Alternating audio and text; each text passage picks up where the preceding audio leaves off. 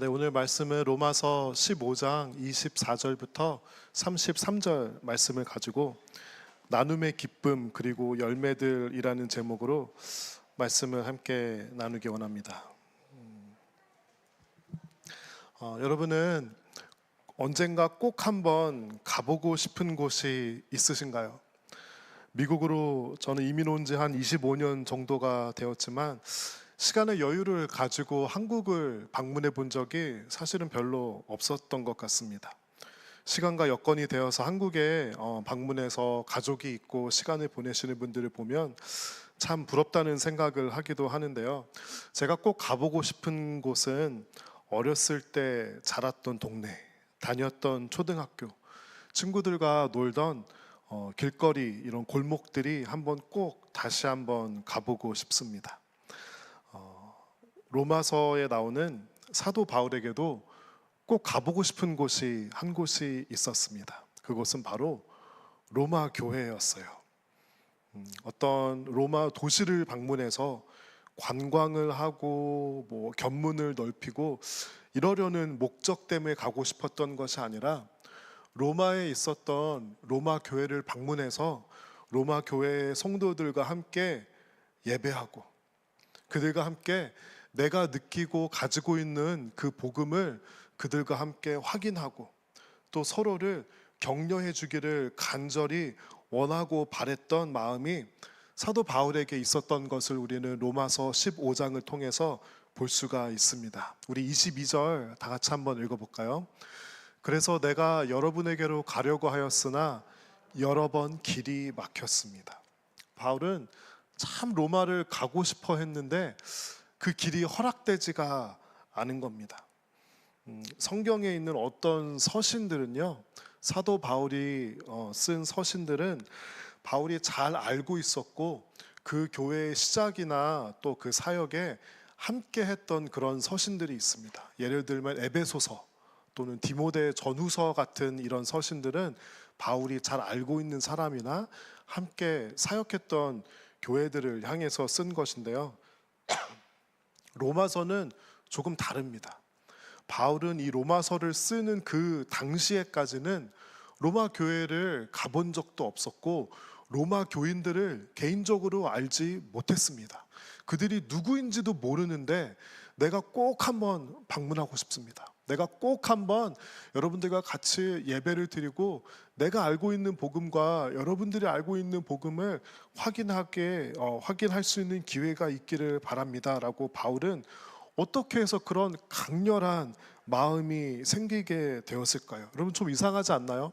한 번도 만나지 못한 사람들을 만나고 싶은 마음이 강하게 들고 한 번도 가보지 못했던 도시에 가서 그들과 함께 예배하고자 하는 그런 마음이 강하게 들었던 그 이유와 원인은 바로 무엇이었을까요? 그것은 바로 바울이 이렇게 느꼈고 성령님께서 바울의 마음 가운데 이런 감동을 주셨기 때문입니다. 이 로마 교회 성도들이 믿음 안에서 복음 안에서 한 가족이자 동료였고 동역자라고 그가 느꼈기 때문입니다. 우리가 누군가와 퍼스널 커넥션이 없을지라도 믿음 가운데서 교회 가운데서 복음 가운데서 I feel connected to that person 그런 마음을 가지게 되는 것이 바로 우리가 가지고 있는 믿음과 복음의 능력입니다. 바울은 어떤 좋은 여행지를 다니는 것보다 이렇게 하나님의 복음의 역사가 있는 도시들과 교회들과 선교지를 다니고 싶었던 그런 마음이 그 가운데 강렬하게 있었던 것 같습니다. 어떤 성도분들을 만나서 얘기를 해보면요, 휴양지나 어떤 정말 모든 사람이 가보고 싶어하는 좋은 하와이나 이런 휴양지 같은 곳을 가는 것보다 마음 안에 더 깊이 남고 더 가고 싶고 더 생각하게 되고 애착이 되고 자랑스러운 것은 바로 선교지를 방문하는 것입니다. 만일 누군가 저에게 하와이 갈래 아니면 선교지를 갈래 라고 그렇게 말씀을 해주신다면, 그럴 일 없겠지만 만일 누군가 와서 비행기표도 대주고 all inclusive 티켓도 다 해줄 테니까 선교지를 가겠습니까? 하와이나 휴양지를 가겠습니까? 하면은 저는 선교지를 가는 것이 훨씬 더 좋습니다. 짧은 시간이었지만 깊은 커넥션이 생기게 되고 복음으로 분투하고 동역하고자 하는 그런 사람들을 보면서 항상 느끼고 배우는 것이 있습니다. 바울에게 있어서 로마 교회는 그런 존재였는데요. 그런데 바울은 정말 로마에 가고 싶었는데 여러 번 아마 가려고 시도를 하고 도전을 했겠죠. 그런데 로마에 가는 그 일이 허락되지는 않았습니다. 오히려 로마에 가는 그 길이 아니라 다른 길이 문이 열린 거예요. 우리가 하나님의 좋은 일들을 하고 내가 좋은 일들이지만 내 마음과 뜻대로 잘 되지 않는 경우들이 있습니다. 길이 열려야 되는 경우가 있고 때로 이것이 좋고 옳은 일인 것 같은데도 불구하고 길이 열리지 않고 닫히고 전혀 생각지 못했던 다른 길이 열리는 경우들이 있습니다. 이 사도 바울에게는 로마에 가는 길은 왜 그런지 모르지만 좀 닫혀 있었는데 그가 예루살렘으로 가는 그 길이 그 문 앞 그의 삶 앞에서 갑자기 열리게 됩니다. 우리 25절 26절 같이 읽어볼까요? 지금 나는 성도들을 돕는 일로 예루살렘에 갑니다. 마케도니아와 아가야 사람들이 기쁜 마음으로 예루살렘에 사는 성도들 가운데 가난한 사람들에게 보내 구제금을 마련하였기 때문입니다. 이 당시에 예루살렘에 있는 성도들이 큰 어려움을 당하고 있었습니다. 성경의 기록에 보면 이때쯤에 예루살렘 지역에 큰 가뭄이 들었다는 그런 기록들이 있습니다. 그래서 마케도니아와 아가야 사람들이 저 지역이 지금은 어디냐면요, 그리스에 있는 북부에 있는 도시, 남부에 있는 지금 현재 present day 그리스에 있는 그 도시에 있던 성도와 교회들이 예루살렘 이 교회가 어려워지니까 그들에게 보낼 구제금을 마련하였는데 그 구제금을 가지고 예루살렘에 가는 그 일이 바로 사도 바울에게 맡겨진 것입니다. 어떻게 보면 그는 생각하지도 않았는데 예루살렘에 갈 수 있는 그 길이 열리게 되어버린 것입니다. 여러분, 이 상황을 우리가 놓고 한번 생각해 보면 사실 굉장히 재미있고도 신기한 그런 상황이 일어나고 있는 겁니다. 복음이 처음에 어디로부터 이방 도시와 지역으로 퍼져나가기 시작했죠. 그 시작이 어디였죠? 예루살렘이었어요. 예루살렘으로부터 예수 그리스도의 복음이 전파되고 수출되기 시작해서 마게도니아와 아가야에 성도들이 생기기 시작하고 교회가 생기기 시작했던 겁니다. 마게도니아와 아가야 사람들은 예루살렘으로부터 수출된 교회 그 복음의 수혜자였습니다. 그런데 시간이 지나니까 오히려 예루살렘 교회가 어려워지고 이 이방 교회들이 여러 가지 부분에서 그들을 도울 수 있는 그런 힘과 여력이 생겼던 것 같습니다. 그래서 이제 그들이 이렇게 생각하고 이렇게 자원하고 나선 겁니다. 이제는 우리가 도울 때가 되었습니다. 예전에는 우리가 예루살렘 교회로부터 그 무엇보다 귀한 복음을 우리가 그들로 인해 전해 들을 수 있었습니다. 그런데 지금은 우리가 그들을 도울 때입니다. 저는 이 모습이 참 감동이었습니다.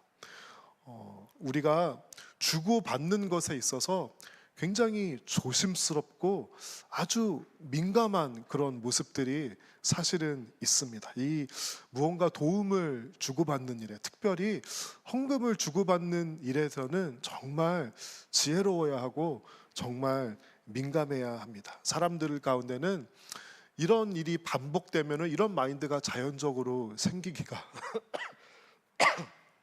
쉽습니다. 그 어떤 주는 입장에 있는 사람들은 그것을 주면서 마음이 약간 교만해지기 쉬운 것 같아요. 특별히 우리 잘 사는 국가에 있는 사람들이 잘 살지 못하는 나라 사람들을 바라보는 어떤 관점과 선입견들의 그런 시각들이 은연중에 녹아 있는 것을 발견하게 됩니다. 또 도움을 받는 입장에 있어서도 어떻게 하면 그들 어떤 자존감을 낮추는 것이 아니라 자존감을 세워주면서 어떻게 하면 그들이 그 도움에 의존하는 것이 아니라 teaching them how to fish 이렇게 하는 것을 정말 이것이 어떤 도움을 일방적으로 주고받는 것이 아니라 사람의 능력 차이로 받아들이는 것이 아니라 하나님 나라 안에서 하나님께서 기뻐하시는 방법으로 하나님 나라의 선순환으로 주는 사람도 은혜가 되고 받는 사람도 은혜가 되는 이 방법으로 어떻게 하나님 나라의 아름다운 선순환이 있을까? 이것은 사실 굉장히 중요하고도 어려운 문제입니다. 우리 교회들 가운데, 성도들 가운데서도 이런 일이 일어난다면 하나님 보시기에 얼마나 기쁘시겠습니까? 누군가 헌신을 했습니다. 그리고 이제는 내가 그 헌신의 수혜자였다가 이제는 내가 누구를 돕고 섬길 수 있는 그런 위치와 여력이 생겼습니다. 그때 누군가 나에게 베풀었던 은혜를 잊지 않고 기억하는 겁니다. 그것을 잘 기억해서 이제는 내가 도울 때입니다. 이제는 하나님께서 나를 섬기고 돕는 위치와 자리로 불러주셨습니다. 우리 아이들이 어렸을 때 아이들을 가르쳐 주었던 교사들이 있을 거예요. 그렇죠? 근데 그것을 잊어버리지 않는 거예요. 내가 아이가 어려서 바쁘고 정신이 없었을 때 누군가 우리 아이들을 가르쳐 주었습니다. 그래서 그 교사들 때문에 우리 아이들이 믿음으로 성장할 수 있었습니다. 이제는 내 자녀들은 조금 커서 이제는 나는 아이들을 가르쳐야 하는 그런 입장은 아니지만 하지만 이제는 내가 또 누군가의 아이들을 가르치고 돌보고 사랑으로 가르치겠습니다. 이런 마음이 들 수 있다면 이것은 하나님 나라의 가운데서 성령님의 감동 가운데서 드는 선순환일 것입니다. 우리 한국은 아주 자랑스러운 스토리를 가지고 있습니다. 한국 전쟁이 일어나서 모든 것이 파괴되고 폐허가 되었을 때 한국은 전 세계에서 가장 가난한 나라 중에 하나였습니다. 한국은 전 세계의 원조를 받고 한국의 전쟁 고아들이 많이 입양되기도 하고요. 많은 나라들의 도움과 원조를 받았습니다. 국제 구호 단체들이 있죠. 컴패션이나 월드비전 같은 국제 구호 단체들이 있는데요. 우리 한국에서 이 단체들이 한국 전쟁이 일어난 그 직후에 많은 이 국제 구호 단체들이 한국으로 들어가서 이 파괴되고 모든 것이 폐허가 된 한국을 돕고 그들에게 먹을 거를 주고 교회를 세우고 병원을 세우고 학교를 세우고 그 아이들을 가르치고 했던 그런 가장 큰 수혜국 중에 하나가 한국이었습니다. 그런데 도움을 받는 것에 익숙해지면 또 가난한 것이 타성이 되어버리면 그것을 헤어나오는 게 생각보다 쉽지가 않습니다.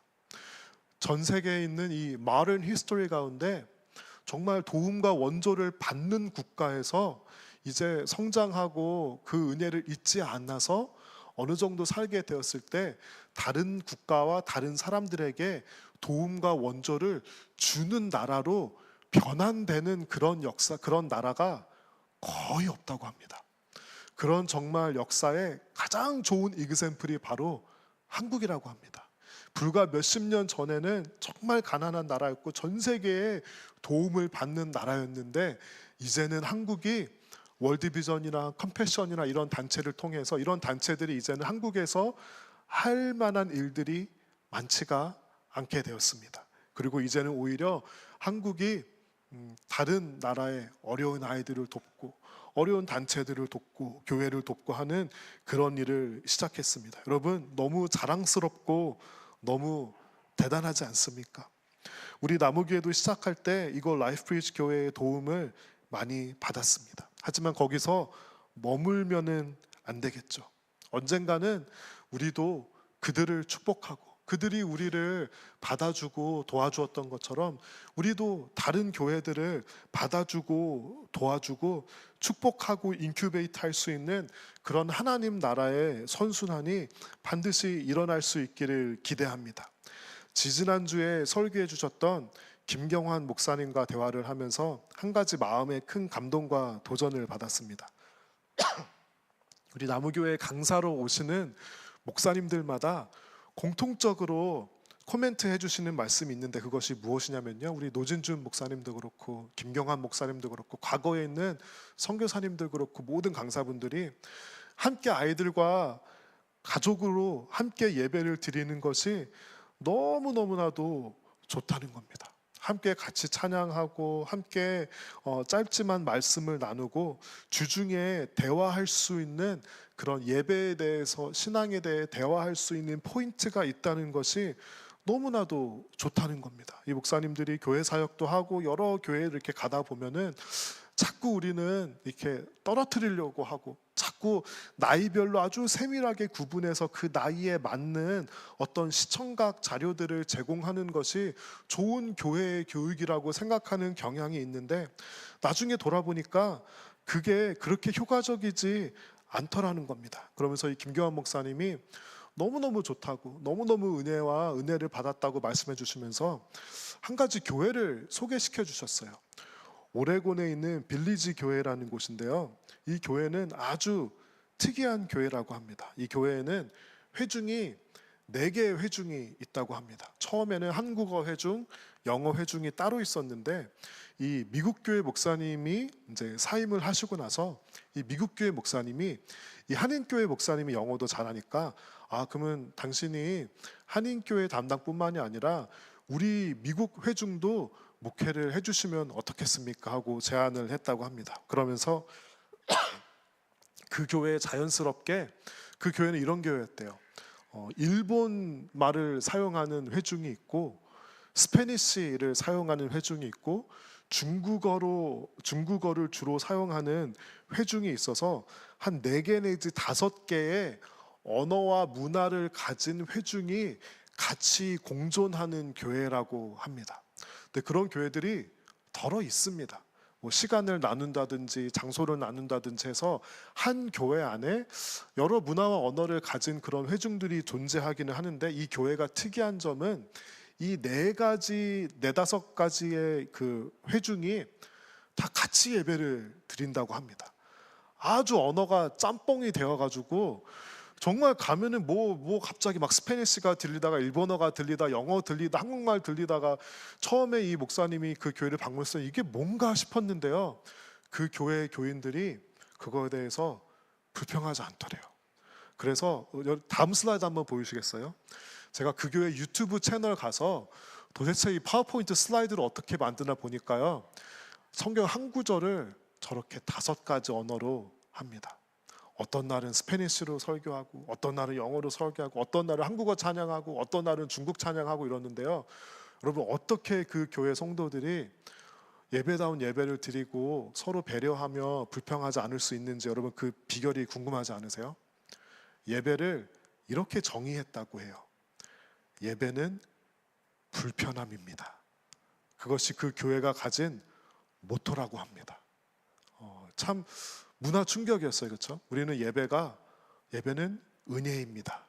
그런데 사실은 내가 받는 은혜, 그리고 나에게 익숙한 어떤 공간과 찬양과 뭐 이런 것들을 이야기하는데, 그 교회는 예배는 불편함입니다 하고 너무너무 불편하게 다양한 회중이 모여서 예배를 드린다고 합니다. 이 김경환 목사님 저보고, 목사님 꼭 한번 나중에 시간이 되면 이 오레곤 이 교회에 한번 가보서 그 목사님은 꼭 한번 만나봤으면 좋겠습니다. 왠지 그런 마음이 듭니다 하고 꼭 그렇게 이제 말씀해 주셔서, 제가 이제 시간이 나면은 오레곤에 꼭 한번 가서 이 교회 예배도 출석하고 그 교회 목사님과 얘기를 나누려고 합니다. 왜 이런 말씀을 드리냐면요, 그러면서 김경환 목사님이 물으시는 거예요. 목사님 혹시 멀티 에스닉 교회를 하고 싶은 마음이 있으세요? 라고 물으시는 겁니다. 제가 그때 딱 생각이 났어요. 예전에 나무교회가 처음 시작될 때 사실 우리 나무교회를 통해서 영어 예배가 생기고 그 EM 예배에서 멀티 에스닉 교회가 생겼으면 참 좋겠다 하는 그런 마음을 사실은 처음부터 가지고 있었는데, 그 마음을 사실은 내려놓고 잊어버렸습니다. 이거 하나의 그 언어와 문화를 가진 교회를 하는 것도 이게 만만치 않은 일인데 정말 멀티 에스닉 교회가 가능할까 하는 그런 마음과 함께 사실은 포기하고 내려놓았던 것이 사실이었습니다. 그런데 하나님 나라의 하나님의 계획이 어떨지는, 언제 어떻게 나타날지는 우리가 잘 모릅니다. 하지만 하나님께서 라이프 브리지 교회가 우리 교회를 품어주었던 것 같이 우리도 다음 세대의 멀티 에스닉 교회에 우리 EM 교회를 품어줄 수 있는 그런 날이 정말 앞으로 생기면 너무 좋겠다. 초창기에는 예루살렘 교회가 마게도니아와 아가야에 있는 성도들을 품었는데 나중에는 이들이 예루살렘 교회를 돕는 그런 일들이 일어나고 있는 것입니다. 우리 27절 다 같이 읽어볼까요? 그들은 기쁜 마음으로 그렇게 하였습니다. 그들은 정말로 예루살렘 성도들에게 빚을 진 사람들입니다. 이방 사람들은 그들에게서 신령한 복을 나누어 받았으니 육신의 생활에 필요한 것으로 그들에게 봉사할 의무가 있습니다. 누군가에게 빚을 진다는 마음은 좋은 의미로 우리가 마음에 빚을 질 수 있습니다. 누군가 우리에게 은혜를 베풀어 준 겁니다. 누군가 나에게 복음을 가르쳐 주고 성경을 가르쳐 준 겁니다. 이 빚을 진다는 마음은 막 어떻게 하고 이 마음의 조바심을 가지는 것이 아니라 내가 이 은혜를 잊지 않겠습니다.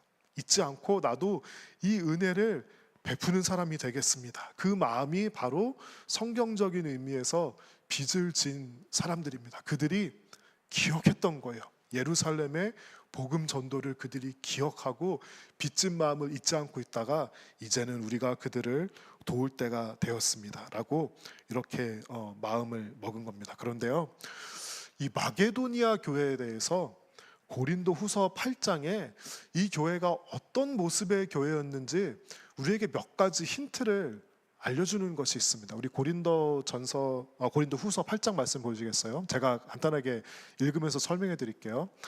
마게도니아 여러 교회 베풀어 주신 은혜를 여러분들에게 알리려고 합니다. 그런데 그들이요, 평탄한 아주 넉넉한 상황에 있는 사람들이 아니었어요.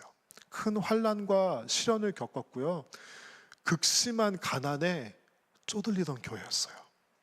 그런데 넉넉한 마음으로 남들에게 베풀었던 거예요. 복음에 빚진 마음을 가지면은요, 현실은 쪼들리지만 마음이 넉넉하니까 그 복음에 빚진 마음으로 베풀 수 있는 이런 기적과 같은 일이 일어나는 겁니다. 다음 슬라이드 보시겠어요? 그들은 힘이 닿는 대로 구제하였을 뿐만 아니라 오히려 힘에 지나도록 자원하여 했습니다. 할 만큼 하는 거는 웬만한 믿음을 가진 사람은 할 수 있는데요, 그들은 자신이 가진 힘과 능력보다 더 큰 분량의 일들을 시켜서 한 것이 아니라 자원해서 했다는 겁니다. 4절 말씀이 너무 재밌어요. 그들은 성도들을 구제하는 특권에 동참하게 해달라고 우리에게 간절히 청하였습니다. 큰 환난과 시련과 어려움이 있는데 성도들을 구제하는 그 일을 특권이라고 여겼고요, 누가 막 좀 도와주십시오 요청을 한 것이 아니라 우리가 그 일에 동참하게 해달라고 간절하게 청한 것이 바로 마게도니아 교회였습니다. 여러분, 하나님께서 이 예루살렘 교회를 통해서 복음 전도가 되고 그 복음이 자라나서 이들의 그 넉넉한 믿음의 분량을 성장하게 하시는 그 열매를 바라보시는 하나님의 마음이 이 마게도니아 교회와 아가야 교회를 향해서 얼마나 기쁘셨을까요? 28절 29절 같이 읽어볼까요? 그러므로 나는 이 일을 마치고 그들에게 이 열매를 확실하게 전해준 뒤에 여러분에게 들렸다가 스페인으로 가겠습니다. 내가 여러분에게 갈 때 그리스도의 충만한 복을 가지고 갈 것으로 압니다. 이 말씀 계속 좀 띄워주세요. 바울이요, 예루살렘에 가서 그 구제금을 전달하는 그 일을 마치고 그들에게 헌금을 전달한다고 표현하지 않아요. 뭐라 그러죠? 이 열매를 확실하게 전해준 뒤에. 여러분, 이 열매가 무슨 열매죠? 복음의 열매예요. 이건 돈에 대한 게 아니라는 거예요. 예루살렘 성도들에게 정말 필요했던 것이 바울 생각에는 물론 그들에게 물질적인 필요가 있었습니다. 그런데 단지 이런 구제금을 전달해 주는 것에 그친 것이 아니에요. 바울은 이 하나님께서 열어주신 길과 기회를 통해서 어떻게 하면 예루살렘 성도들이 믿음 가운데서 회복될 수 있을까?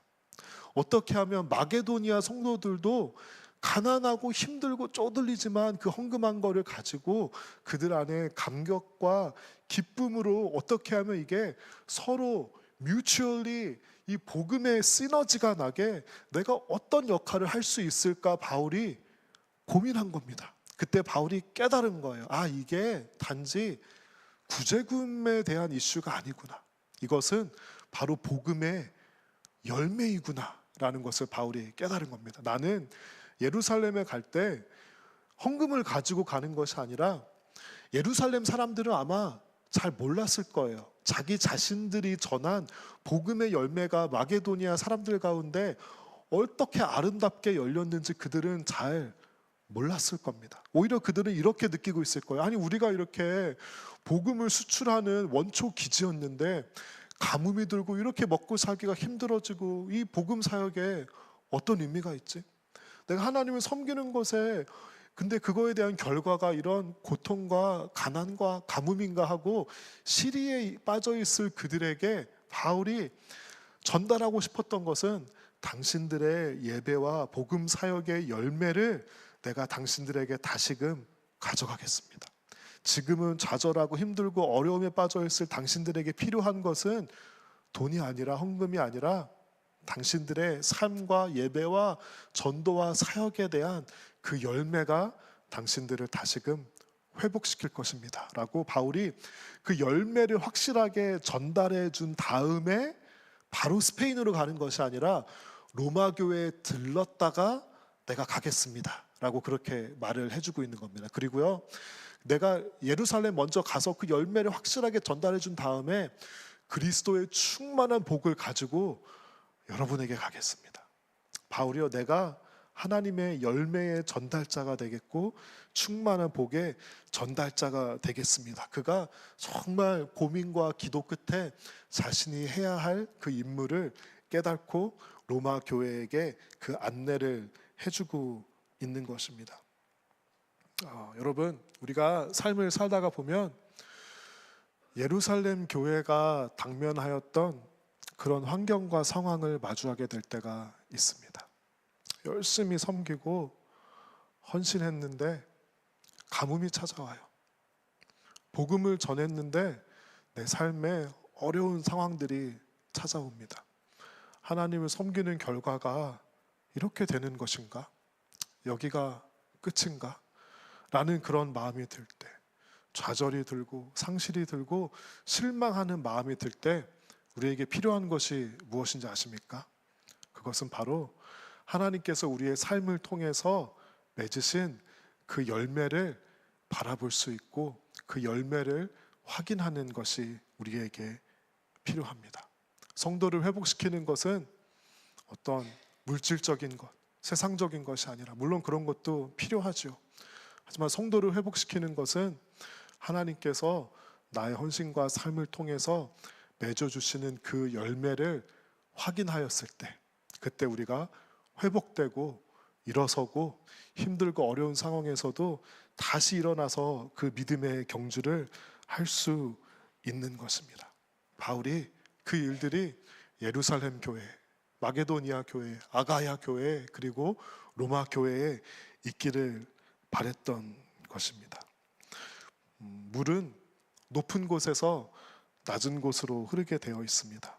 하나님께서 넉넉함을, 이건 물질적인 넉넉함이 아니에요. 마게도니아 교회는 물질적인 넉넉함은 없는 교회였어요. 그런데 마음의 넉넉함을 허락해 주셨다면, 누구를 섬기고 도울 수 있는 그 믿음을 허락해 주셨다면, 그것은 하나님 나라의 원리에서는 높은 곳에서 낮은 곳으로 물이 흐르게 하는 원리입니다. 흐르지 않고 막히면 썩기 마련입니다. 우리에게 넉넉함은 축복과 은혜로 주어졌는데 그것이 흘러가지 않는다면, 붙잡으려고 하고 막아놓으려고 하면 마음이 믿음이 썩기 마련입니다. 하나님 나라에서는 항상 순환이 돌아야 돼요. 돌아야 돼요. 피도 돌아야 되고 물도 도는 물이 순환하는 물이 건강하고 마실 수 있는 물인 것처럼 하나님 나라의 열매와 은혜와 사역도 서로 도움을 주고 도움을 받고 도움을 줄 때는 이것이 It's not about money. 이것이 열매에 대한 것이고 내가 주면서 교만해지지 않고 또 받으면서는 그 받는 것에 익숙해지고 무력해지지 않고 내가 지금은 받지만 나는 하나님께서 내가 줄 수 있는 나를 허락해 주실 것임을 믿습니다라는 고백으로 받을 필요할 때는 도움을 받는 것도 우리에게 연습과 훈련이 필요합니다. 나눔의 기쁨 그리고 열매들 그것이 바로 오늘 설교의 제목입니다.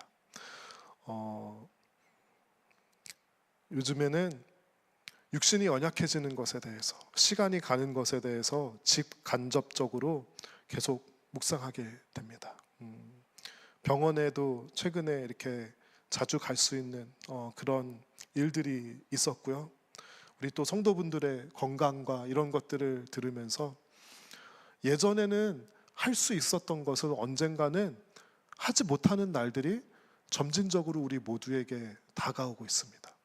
내가 지금은 설교할 수 있고 내가 지금은 사역할 수 있고 병원 신방도 갈 수 있고 제자훈련도 할 수 있는데 어느 순간 이것들을 못하게 되는 날들이 찾아오게 될 것입니다. 그때 나는 어떻게 해야 되나라는 그런 묵상을 하게 됩니다. 그러면서 한 가지 깨달은 것이 있어요.